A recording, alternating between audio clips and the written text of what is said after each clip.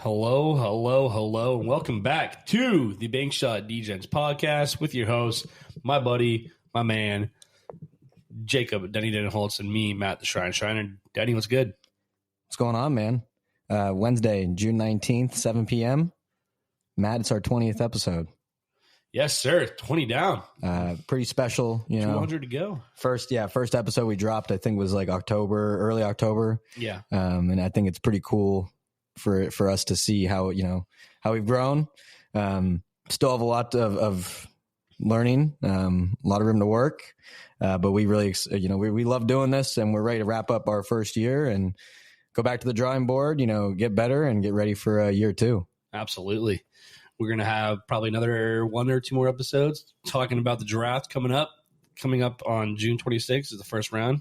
Now they split up in two rounds, but we will be talking about that. But Denny, first and foremost, you know what we got to do.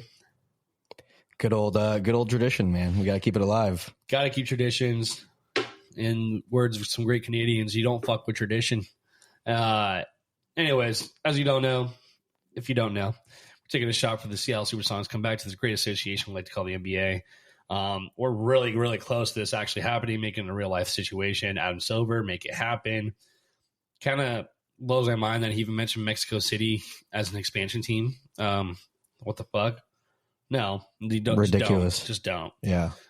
Seattle and Vegas most likely coming up, and our boy KD was talking about trying to help get that back and started. Whether or not he'd be playing for them or even part of an ownership possibility situation there too. But anyways, let's take a shot with this Apple Crown for us to get the songs back, baby. Bring it back. Bring them back. Oh. Let's go. Let's talk about the NBA Finals. The season's over, Denny. What do we got? Season is over. The Boston Celtics are the NBA champions, world champions for 2024, taking down the Mavs in 5, winning the series 4-1. Before we get into it, I have to keep my own receipts and I have to say it. So I owe a couple of apologies. Let's just go back to last episode real quick. Yes. What was your prediction on who's going to win the finals? My prediction was the Mavs were going to win it in 6. Yep. And that Luka Doncic was going to be the MVP. And I said the Boston Celtics are going to win it in 7. 5 is better than 7, but we should have went to 7, but not with the way the Mavs fucking played. I think I said Tatum for MVP. So yeah. Well, I owe an apology to the Celtics. I owe an apology to Kristaps Porzingis because I doubted his health and ability.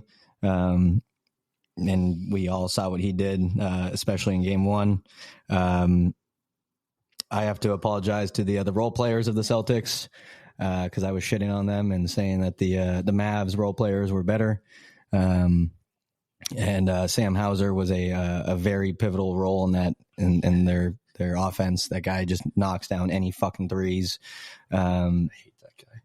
I hate Peyton Pritchard to death, but you see this guy fucking hitting half court shots at the buzzer, and oh my god, man! I hate Peyton Pritchard. No Peyton Pritchard. No more Peyton Pritchard. That's lots of Peyton Pritchard talk for the day. Before we get into it, I just had to I had to throw out some apologies there, but let's just kind of start off by recapping the games, Matt. Besides Game 4 and a little bit of Game 3, it was pretty much all Boston. Yeah. They came up firing. Like you said, Kristaps was the biggest thing for Game 1. He came out firing in the second quarter. And I don't think the Mavs expected that at all, and I think it took him off. It kind of threw him back. Threw him off bad. I mean, it was crazy. Kristaps was hitting 30-footers. He was hitting mid-range shots over guys smaller than him, blocking shots. The dude looked like he could have played the series before. He didn't look like he was injured at all. Yeah, he looked really well. I mean, that was the spark they needed. That was fucking huge. Their average margin of victory was 12.5. Besides the Kristaps effect, Matt, what was Boston doing well to have these, win these games? And I would say most of these games were were pretty big blowouts. I think Jaylen Brown said it perfectly, and our boy Jamal Crawford also said it perfectly, is the selflessness on this team. First off with Jason Tatum, who's not even having – people are making fun of him for the first couple games, not even having great games. But it didn't matter because he was passing the ball so much. And what Jamal Crawford liked to break down up there is that the Boston Celtics were playing their best game when they're passing the ball around the entire time. If they just have somebody come up and try to pull up three, they're missing it half the time, even though they're a great three-point shooting team. But they're just being selflessness. Every single person they know on that court, pretty much, they have trust in, they can score. From Derek White all the way to JT, Jaylen Brown, even Kristaps, even stupid people like Sam Hauser and Peyton Pritchard off the bench. I know it hurts to say, but I think that was their key, is they played so selfless and they didn't have their game. Like Joe Mazzulla is a freaking genius, man. I mean, the fact that he showed barely any emotion after winning this, and he just head down focused, one of the youngest NBA coaches, youngest since Bill Russell, right? To ever win an NBA championship. So. And so, just crazy. Yeah, really good selflessness ball here. As you can see, like the series average, the Celtics averaged 24.2 assists to the Mavs only 16.8. Just completely outdoing them. And it's a team sport. And the sooner you realize that, Luka Doncic, the better off you're going to be, and you're going to win championships. It's just true. So that's honestly my biggest key, is the assist game. Yeah. Keeping the ball passing around. They'll pass it at least 4 or 5 times around the arc before someone pulls it around. I completely agree with you. The nonstop ball movement. Yeah. I mean, they have trust in one another. They know what their teammates can do. They find them in their spots. And I mean, everyone's hitting. Yeah. And the nonstop ball movement, it means the high assist numbers. And like you said with Tatum, I mean, he didn't have the greatest shooting percentages in the series, but I mean, he was averaging 7 assists a game. Yeah. And so he was figuring out how to affect the game in different ways. And he went to the foul line, I feel like, so much. He would just blow by his defender, draw a foul, get to the line, get some easy buckets there. Yep. I think I saw a stat, he's the 6th player in NBA history to lead his team in points, rebounds, and assists, and also win the finals. So you got to give it, to Tatum there. It's actually kind of crazy. He didn't. I mean, at the beginning, Jaylen Brown was the favorite at the beginning of Game 5 for MVP, but I don't know. You say that, and you see Jason Tatum's performance in Game 5 there. He was playing unbelievably well. I think he had a 30 bomb. He had a 30-point bomb. He almost had triple-double. I think he was a rebound away from a triple-double. And he was just killing it out there. He already had 7 assists by the second quarter. Like, he was just out there just balling it up. He was having such a good time. And this Mavs team was just in shambles, dude. Luka could not shoot worth shit. Luka looked the worst on defense I've ever seen. And that's saying a lot, because he's one of the worst defenders I've seen in this league. Just absolutely just out of nowhere. And it doesn't help when you have your role players like PJ Washington going 0 for 6 from three-pointer, which that was his bread and butter that got him past the Thunder in the first place. And it's just, I don't know. I had faith in Jason Kidd. And obviously, especially after having a dominating Game 4, you're like, this is like the first team like going into Game 5 where you're like, wow, I actually think they have a good chance coming back from this. But I was definitely wrong. I definitely thought the Mavs could have easily won Game 5 in the beginning before the game started. But yeah, Jason Kidd did not do a good job coaching that game at all. And it starts with Luka, obviously. And then secondly, Kyrie as well. Kyrie was hustling his ass off out there, doing his best. But I think there's a point where Kyrie was playing too much selflessness. There's a point where Kyrie just needed to take command because Luka's not doing it. I think there's just that point where Kyrie really needed to take command, and he started to do so late in the third and fourth, but it's too late at that point. So, yeah, really good points you made there. A couple of things from that. You said it, and you also, it was one of your takeaways for the Mavs. Something that they had to have was an X factor of Kyrie. We look at those first 2 games of Kyrie. He was gone. He was not even. And the funny thing, he was non-existent. Looking at the odds, he was the odds favorite for points for the Mavs almost every single game because everybody expected him to blow off. And then one of my takeaways was the pick and roll game with Luka and Kyrie, and a lot of times in that first couple of games, like you said, I think he was being too selfless. Coming off of a screen, he would dance, get the mismatch you want, but then you pass it out. It's like, dude, you got to take that. On the second point of that, though, Drew Holiday and Derek White defended the pick and roll so goddamn well. They were on top of it. They figured it out, I think, after game one. Yeah. Because, I mean, obviously they adjusted, and then after game one, there was not as much switching. Mm-hmm. They were able to fight over the screens. And, I mean, that ball pressure fucked up the Mavs. Oh, yeah. It was bad. And then Drew Holiday led points in game 2 or game 3. One of the two. That's the other thing. We're talking about the selflessness. It's like, I don't think there was not the same high scorer every game. You had Brown game 1, and then I think Drew was game 2. Yep. And then I think game 3 was also Brown, actually.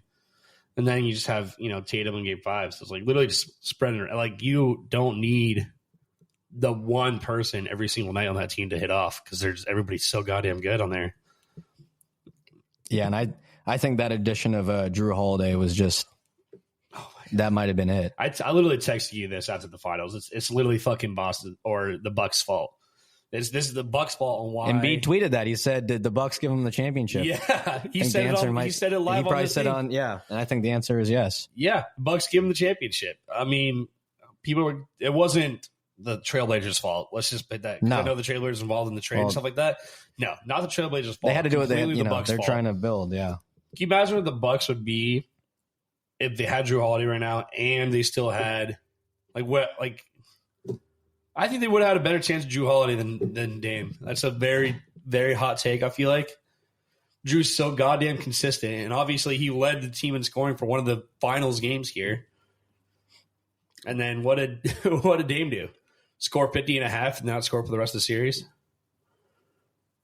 Yeah. Let's table that for another episode. Okay. But I'm going to say this. I agree with you there. But I have a lot. I have a lot. I'm sure you have a lot we could say. We could get on a whole fucking, different path. Being, but I agree with you. Point being, the Celtics upgraded from Marcus Smart to Drew Holiday. And then Derek White as well. And then you have Derek White now. And then, I mean, obviously we just talked about Kristaps. They did a hell of a good job. And that's crazy doing that while keeping Tatum and Brown. Yep. Who they've said for years is that they're building around them, and they did. And that's the other thing is like I still look at Tatum and Brown. I don't even think they're top 5 in the league. I don't think they have a single top 5. You could make a case for top 10. You easily make a case for top 10 for Tatum. Like that's crazy. Almost every single year you have.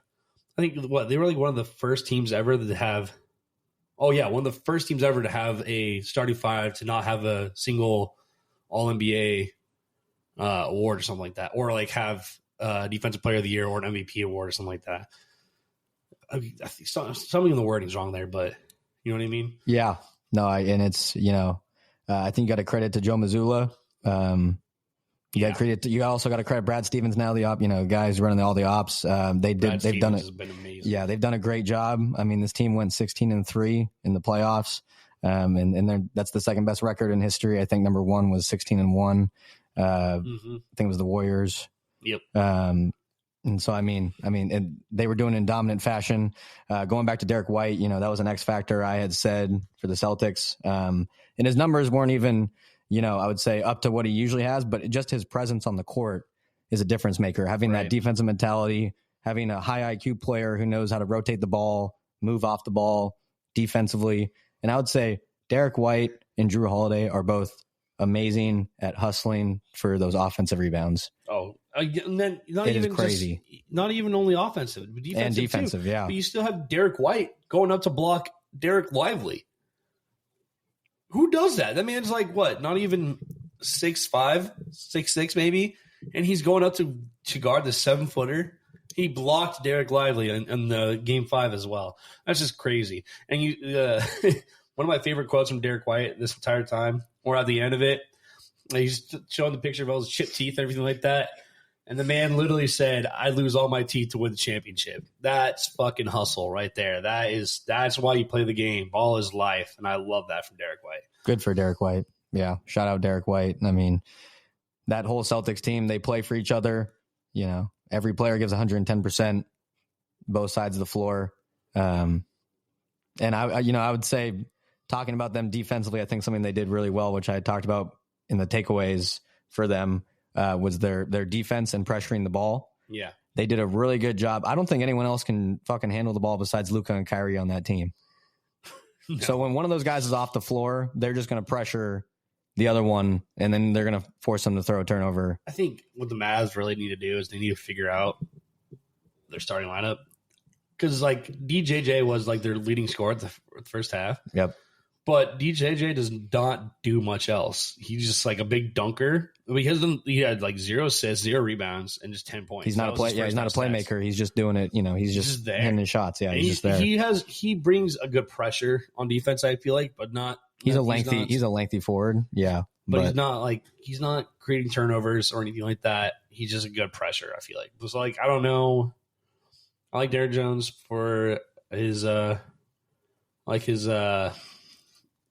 dunks.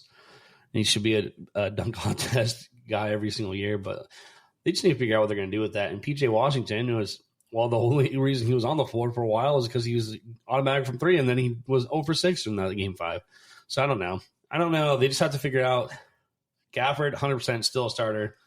Gafford did lose a touch this series. I don't know why, but everything he did all season, I still believe in him. He's so good. Yeah, he had a great season. He'll bounce back. Great playoffs up until the finals. Yeah. So maybe that's just a finals jitters kind of thing. So I think, but between PJ and Derrick Jones Jr., they got to upgrade one of those guys. I think it's Derrick Jones Jr. And yeah, just one last thing about PJ.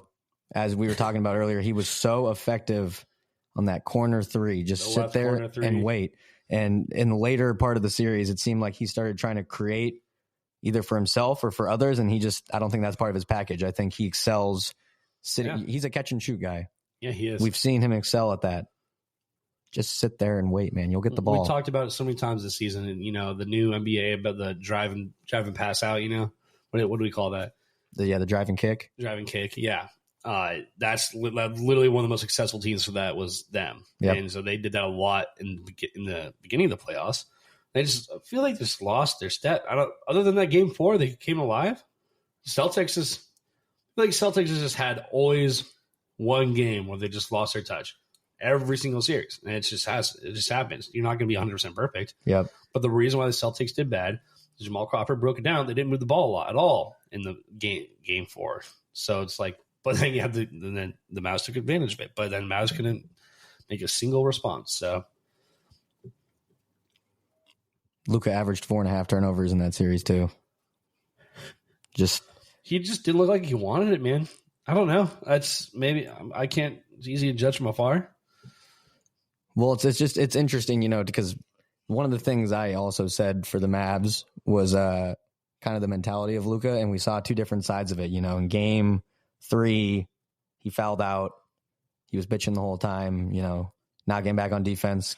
Yeah. Game 2, they had that crazy stat that he got blown by like 12 times in game 2, and it's like the most by a guard or something. And then you look at game 4, and he was locked in. He didn't say anything, and he played amazing. And he was actually playing defense. And so I think it really is just a mentality thing for Luka. This guy's got to just realize, don't worry about any of those outside factors, man. Just do your thing. Yeah. And you'll be fine. And when you let those outside factors get to you, you get teed up, you start throwing turnovers. So I think again, talking about those 4.5 turnovers, I did talk about it as one of my key takeaways is pressuring Luka early. And then that's exactly what they did. Yeah. They make him pick up the ball. Yeah. Above the 3-point line. And then he's got to, he tries to throw some crazy ass pass and no one comes get the ball. And then he's throwing it out of bounds. A lot of turnovers from him, Kyrie throwing it out of bounds. But I'd also say Jaylen Brown played really good on-ball defense on Luka. Yeah. Quick shout-out. Give a little bit more praise for Mavericks players individually as Derek Lively, besides his Game 5 performance. He stepped up in Game 3 and 4. He averaged a double-double in both those games. And that has to do in part with Kristaps being injured a little bit, I feel like. But he was looking really good those games. He stepped it up. He was a big part of the Game 4 win, I feel like. He was averaging 12 rebounds, 13 rebounds, and 11 points. So he was really stepping it up. I'm excited to see what he does next year, for sure. I really like Derek Lively here. We talk about Kristaps being that spark for the Celtics. I feel like that's Lively for the Mavs. And the stats might not even show it because the Mavs were missing their shots. but I've talked about this before. Him off that pick and roll, catching the ball, and then just immediately being able to facilitate to a guy in the corner. He was doing that amazingly again. The Mavs weren't just hitting. But I agree with you. Very excited for, the growth of Derek Lively. He's going to be huge for this team. 100% 3-point percentage. 100% 3-point percentage. Yep. Let's go. Okay, only took one for one. And that was another thing I had talked about was just the front court of the Mavs in this series. And like you said, Gafford lost his touch, was struggling this series. Lively was playing well. And then, we know about PJ. He shot 27% from three. So that front court just had some trouble. And I think you got to credit it to the Celtics defense. And they're just an insane defensive team, especially in the half court. I think in game 4, the Mavs were able to get out and transition more and get some easy buckets or get some rotations. But when you let the Celtics set up in their half court defense, they're very disciplined. It's very hard to score on that team when they're in the half court. Yeah, it was crazy. Another shutout for another big guy. Big Al, baby. Big Al Horford in his 17th season. I think he set a record for most playoff games before winning a championship finally. I forget who the other two were. It was some actual really good guys. His 17th season, and he's already confirmed he's coming back for number 18. He's one of the, I think, second or third oldest guy in this league right now.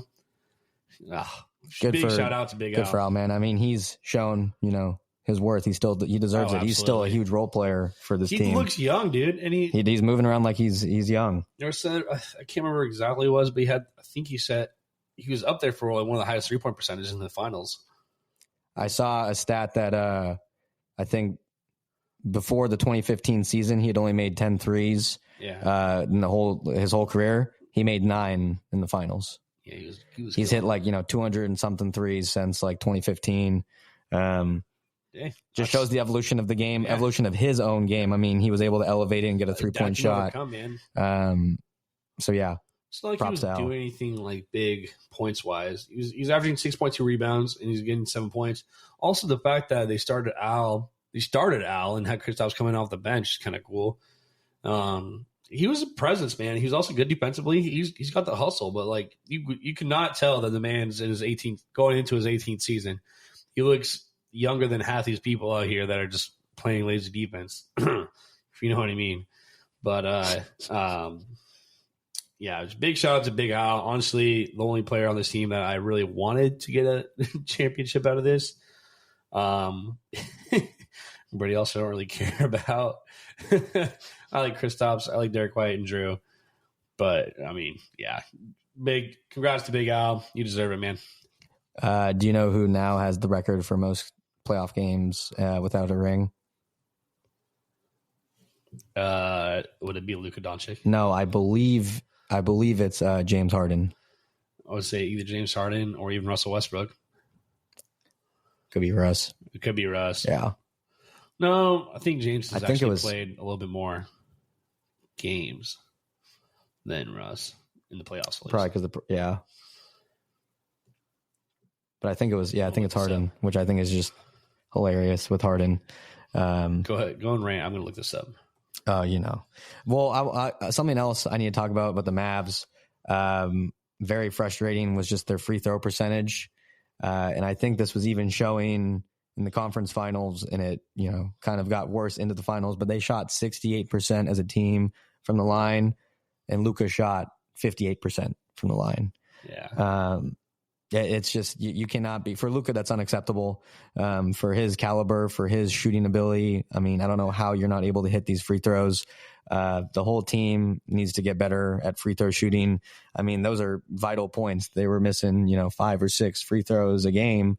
And I think in game 2, they only lost by 6 or 7.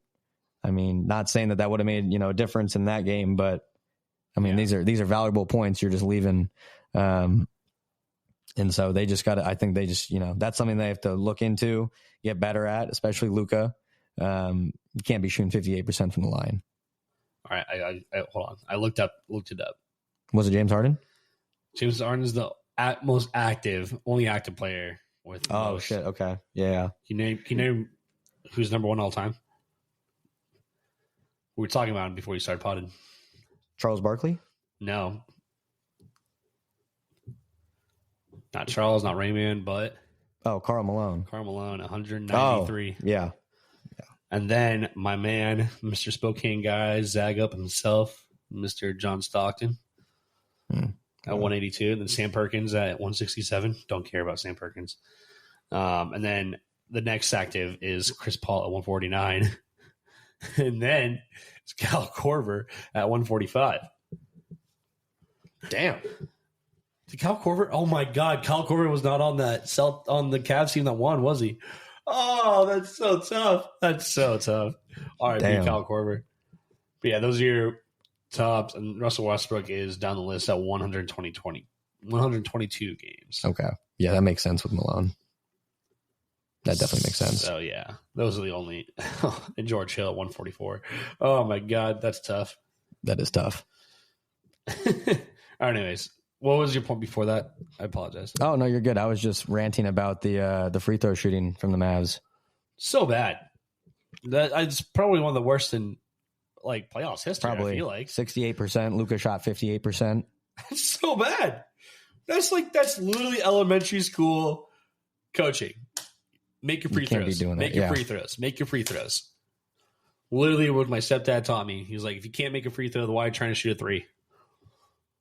Which I don't understand. I don't know what's going on with Luka. I mean, come on, man. Come on. That's free points. That's free points. You're losing 5 to 6 points from that. It can make a difference, especially in games like game 2 and game 3. Yep. Where it was close games. That can make a difference. Or I think Luka was even missing and ones. Well, that's how takes away the momentum. That's how Thunder won game 4. It's because they shot so badly and they missed. Luka was choking, man. Luka choked. Everybody choked. Yeah. And they lost. I think they missed like a massive 18 points on free throws or something like that. And Thunder won barely because they made their free throws. I mean, it doesn't matter now because they still got there, but if you want to actually win finals, you gotta just get the fundamentals down, minimum. You don't have to be excelling at the fundamentals. You just have to be able to do them. 60% from free throws is not fundamental whatsoever. No, you can't just rely on Luka just throwing it up every single time that he gets the ball.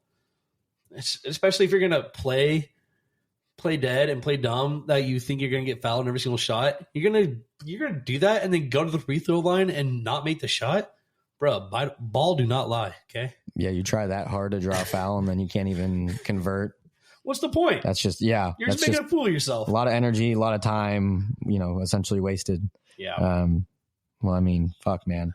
Boston rolled through the regular season, lost 3 games in the playoffs, and now are 2024 NBA champions. And now they stand alone as the most championships of any team in NBA history at 18. Damn. Lakers fans are salty, a.k.a. Trent Doy. No, an in-season tournament does not count. You can raise a banner all you want. Kind of stupid, whatever you want to do. I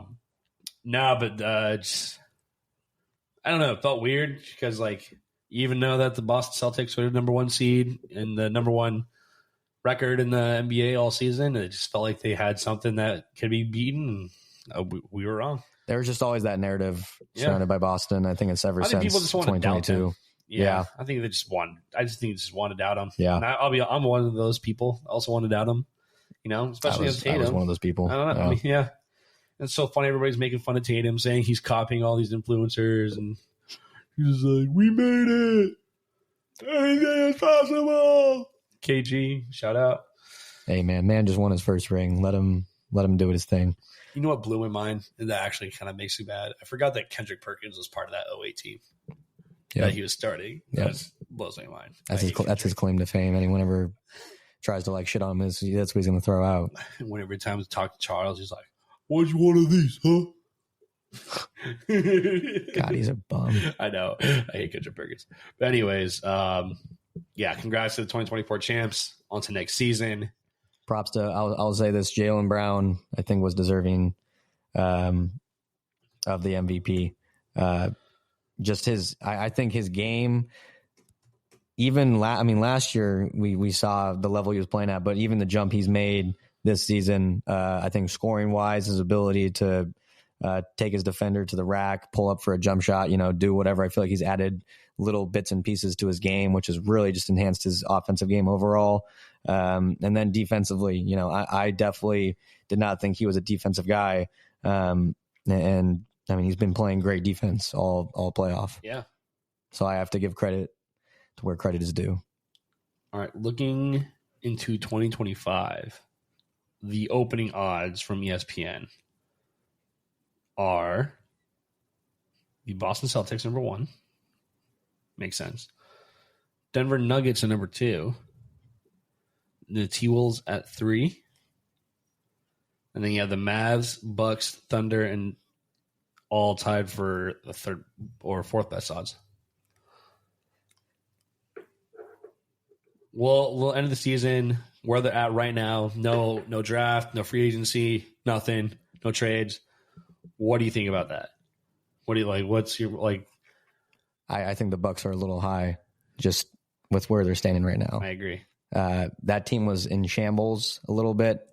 It doesn't help that Giannis isn't really healthy. I guess it doesn't help that Giannis and Dame both weren't healthy. Yeah. But I just don't think Doc's the answer. And well, now they have who's the assistant with Doc? Oh my God, Darvin Ham. Yeah. Also, you see, another breaking news recently: Van Gundy is going to be assistant to Ty Lue on the Clips. Yep.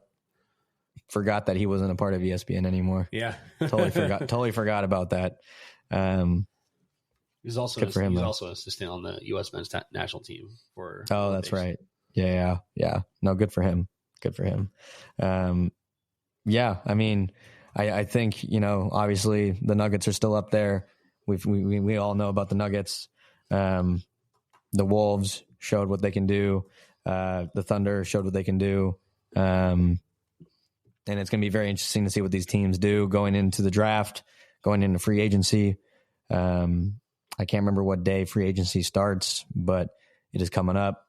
So still some very exciting times in the NBA. We're definitely going to be coming back on here to do a little pre-NBA draft, kind of a little mock draft episode.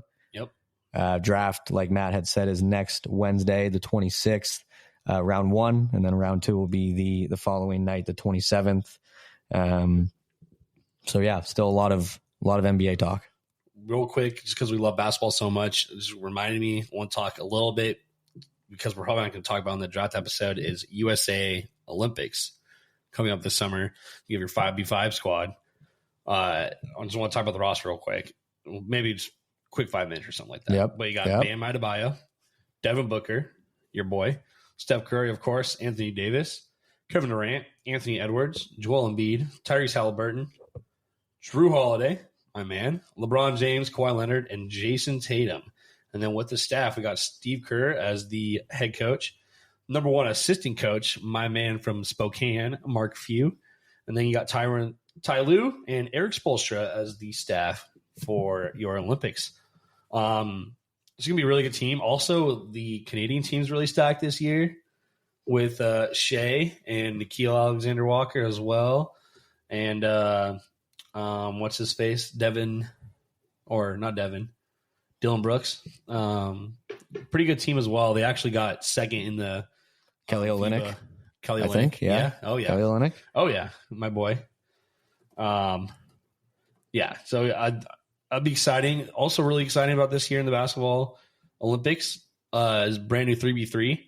All the 3v3 guys are guys that are like in actual like major 3v3 tournaments in the U.S. So okay. None of them are NBA players for the 3v3, but there is Haley Van Lith and a few other people for the 3v3 for the women's, which is really cool. I think Cameron Brink's in there as well. Unfortunately, she just tore her ACL Haley? today. Cameron Brink. Oh, Cameron. Oh, yeah. Okay. From that accident, or that play last night. Is Jimmer on the USA 3v3 team? Who? Jimmer? Can't remember. I need to look it up. Because that'd be sick. Well, anyways, I'll talk about the 5v5 team first.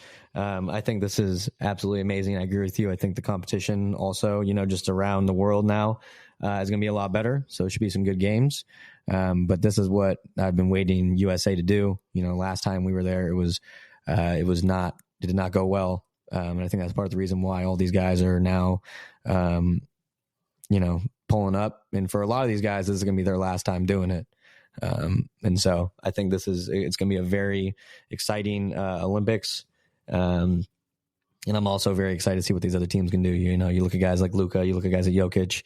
This Team Canada team is looking very strong. And so I'm excited for Olympic basketball this year. Just a few headliners for Team Canada: Nikhil Alexander-Walker, RJ Barrett. Oh, that's right. Anthony Bennett, really good guy. Lou Dort, my guy.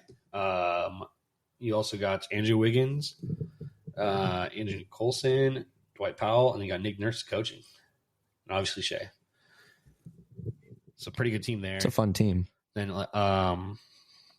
USA 3v3 team, Jimmer, Frede. Nice. Kenyon Barry, Kareem Maddox, and Dylan Travis. Who was the Barry? Canyon Barry from Canyon Colorado Barry. Springs. Okay. 6'6", 215. Is that Rick Barry's son? Age. No idea. Could be. Damn. All these guys are in their 30s. Kind of crazy, actually. They got Jimmer. That's all they need. Let's go, baby. Yeah, big Jimmer guy. Fucking Jimmer. Oh, man. Teach me how to Jimmer. Teach me how to Jimmer. Bring me back to fucking middle school, man. I forgot about Jimmer. Yeah. Oh, yeah. What was it? Fucking 70, 90 point, some crazy game when he was in the China League. But yeah, this USA team, I think, is going to do what they need to be doing. Yeah, another team I would look out for is France. One is being played in Paris, which is actually kind of crazy. I think they beat it. They beat us last time, bro. Yeah, and fucking Nick Batum. You're gonna have some crazy good players on there. You'll have obviously Rudy Gobert. You'll obviously have he's on there, right? Mm-hmm. He's on there. Yeah. Yeah, the French is getting too good at basketball lately. Yeah. And it's going to be interesting to see what happens there. And then obviously Serbia as well. Pretty good team. I don't know if they can compete with USA and Canada and France, but up there. Australia. Josh Giddey. That's the only thing I can think of. Sorry, it's the first name. They are number one. They are number one seed in Group A. Australia. Yeah. Oh, shit. Who else do they have? I think they have Joe Ingles. They have Patty Mills. Fuck. Oh yeah. No. Fuck them. Oh. Oh man. And then, okay. So Group C is you have Serbia, South Sudan, USA, and then another qualifier that's not in there yet. And then Group B have France, Germany, Japan. Another qualifier, and then Group A is Australia and Canada with 2 more qualifiers that we don't know. Do we know when those games start? No, I don't think there's actual. Yeah, maybe it's a little early to have dates. Well, I don't know, actually. I don't think there's actual dates. I know, so Olympics start the end of July is when they start. So if they does start, it's not going to be till August probably. So Sunday, July 28th, USA plays Serbia. That's our first matchup. Yep. Oh, that'll be interesting. I believe that is our first match. Did I read that right? Yep. We're playing Serbia. Wow. Hey, wait. Who's the starting lineup, do you think, actually, here? That's a better question. For the U.S.? For U.S., yeah. Who gives a fuck about Serbia? Oh, sorry. Sorry, Serbian people who ever watched our pod. Let me throw... Embiid's on the American team, right? Oh, yeah. Shouldn't be, but... So who's gonna start, Embiid or AD? I love how it says Embiid, hometown, nothing from U.S. He should not be on the USA team. I'm sorry. Oh, my God. Let me look at this list real quick. AD or Joel. I guess it's their only 2 real big centers there. Or, yeah, Bam as well, but... Is LeBron going to start? Yeah, LeBron's going to start. Is Curry going to start? Yeah, LeBron, KD, and Curry, I feel like locks at starting. Yeah. I don't know why. So I guess the question is power forward and no, not power forward. Power forward is gonna be KD. You think what if they threw Ant in at the 2? Ant at the 2? Curry 1, Ant 2. No, there's no way they throw Ant in before. Or would they throw Book in there? Or Tatum. Oh fuck. Yeah. Well, maybe that's gonna go big, and that'll be what they do. It'll be Tatum, LeBron, or you still Kawhi as well. Oh shit. Okay. Here's my official prediction. He goes LeBron, obviously. Okay. Uh-huh. Curry at the point, obviously. You got. I think you're going to take. Do you think they just go double small forward, power forward? I feel like you're going to go. Fuck it. Okay. Curry, Braun, Kawhi, and then KD and probably Joel Embiid over Anthony Davis. I don't like that, but I agree with that lineup. Yeah, I think Mark Few has anything to do with it. He ain't starting Joel Embiid, I tell you that much. He sure as hell ain't starting Anthony Davis because he coached against that Kentucky team many a times. Oh my god, that's funny. But no, shout out to my boy Mark Few. DUI driving Mark Few. Oh, sorry, I'm not sure we can legally say that on here. Yeah, it's okay. Well, okay. We're not sponsored by anybody. We can say what the fuck we want. We're fine. Yeah, but I agree with that starting 5. It's just gonna be a fun team to watch. So, like I said, a little bit over a month until the first game. Looks like we're playing Serbia, game 1. So that'll be a fun game. I'm guessing that Luka and Jokic are playing for Serbia. I don't know for sure. I would assume, Yeah, I'm guessing. Yep. Yeah, he's in it. Or wait, Luka's Slovenian, isn't he? Oh yeah, Slovenia.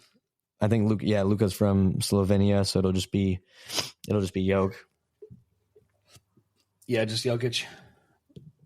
There might be a few other guys from the NBA in there. I can't get a precise roster here, but and anytime you're playing against Jokic, it's gonna be it'll be a challenge. Phil Petrusev. Oh shit. Bogdanovic. Oh, the Bogdanoviches. That's right. Yeah, Bogdanovic. Bohan and Bogdan. Let's go. Nikola Jovic and Nikola Jokic. Yeah, they might have a good team, actually. I lied. Could be a good game. Jovic, Markinovic, Philip Petrusev. Love Philip. Gonna be a good game. Yeah, it'll be good. All right. Anything else you want to? Congrats to the Celtics once again. We're gonna come back on before round 1 of the draft. We'll make a big board, baby. Yeah, make a little big board. Do some mock-ups. So we're gonna get a couple episodes in before we wrap up season 1. Yeah. But thank you all for listening in. We appreciate you all as always. Continue to support us on all the socials. If you haven't followed any of them yet, please do so. We appreciate all love and support. Bankshot DJs. At Bankshot DJs. Twitter /X, whatever you want to call it. YouTube. I know YouTube's probably just going to be a next season deal. I got one episode on there. That's the episode with our boy Alex Yano. Go watch it. It's really good. Can't complain. But anyways, we'll keep improving for season 2. Like us, add us to your saved podcasts on Spotify or Apple Podcasts as well. Rate us. Say good things about us. Rant to your mom, your uncle, your grandma who doesn't know shit about what a podcast is. We're for everybody here, okay? Bring us out. Beige. Beige.